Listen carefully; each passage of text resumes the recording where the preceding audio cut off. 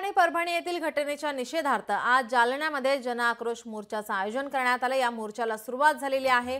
आमदार सुरेश धस, आमदार संदीप क्षीरसागर, मनोज जरांगे या मोर्चामध्ये सहभागी आहेत। तसंच सरपंच संतोष देशमुख यांचे बंधू धनंजय देशमुख आणि त्यांची मुलगी वैभवी देशमुखही या मोर्चामध्ये सहभागी आहेत। जालना शहरातील छत्रपती संभाजी महाराज चौक येथून या मोर्चाला सुरुवात झालेली आहे। बीड आणि परभणी या घटनांचा निषेध या ठिकाणी करण्यात येतोय। जालन्यामध्ये जनआक्रोश मोर्चाचं आयोजन करण्यात आलंय। आपले प्रतिनिधी सुधाकर जाधव आपल्या सोबत जोडलेले आहेत। सुधाकर, जालन्यामध्ये जनआक्रोश मोर्चाचं आयोजन करण्यात आलं आहे। बीड आणि परभणी या घटनेच्या निषेधार्थ या मोर्चाचं आयोजन करण्यात आलंय। मनोज जरांगे या मोर्चामध्ये सहभागी आहेत। देशमुख कुटुंबीय या ठिकाणी या मोर्चामध्ये सहभागी झालेले पाहायला मिळतात। काय अधिकची माहिती? जनआक्रोश मोर्चाला सुरुवात झाली आहे। देशमुख कुटुंबीय यांच्या छत्रपती संभाजी महाराज यांच्या पुतळ्याला अभिवादन करून या मोर्चाला सुरुवात झाली आहे। आपण जर पाहिलं तर मोर्चेकरी आक्रमक झालेले आहेत, काही मोर्चेकरी आहेत। काही काय सांगाल, मोर्चा निघतोय, काय भावना आहे तुमच्या?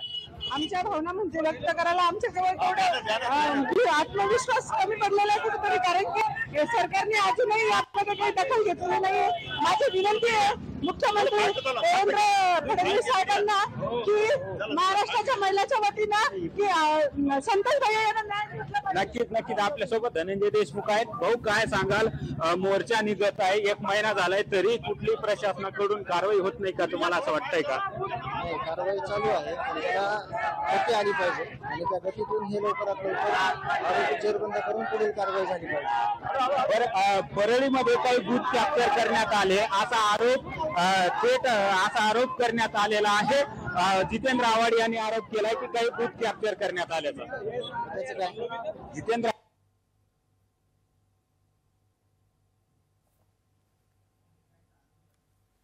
काही तांत्रिक अडचणींमुळे आपला संपर्क तुटलेला आहे। जालन्यामध्ये जनआक्रोश मोर्चा निघालाय। बीड आणि परभणीतील या घटनेच्या निषेधार्थ या मोर्चाचं आयोजन करण्यात आलंय।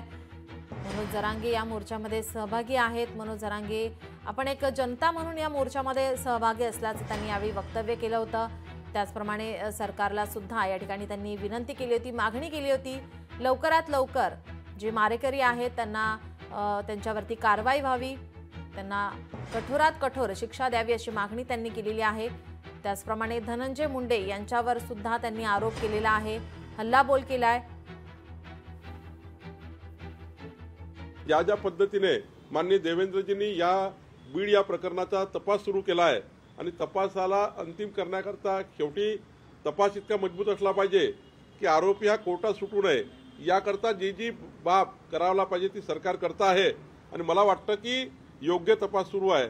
ज्या दिवशी तपासात वाटलं मंत्री दोषी आहे, मंत्री राजीनामे देतील, पण कुणी राजीनामा मागते आहे, कुणाला त्या ठिकाणी आपला आकस काढायचा आहे, या आधारावर नको। कुठलाही याच केस नाही, बीडची केस नाही, तर महाराष्ट्रात कुठलीही जर प्रकरण झालं तर डायरेक्ट मंत्र्यावर आरोप करण्यापेक्षा वस्तुस्थितीवर गेलं पाहिजे।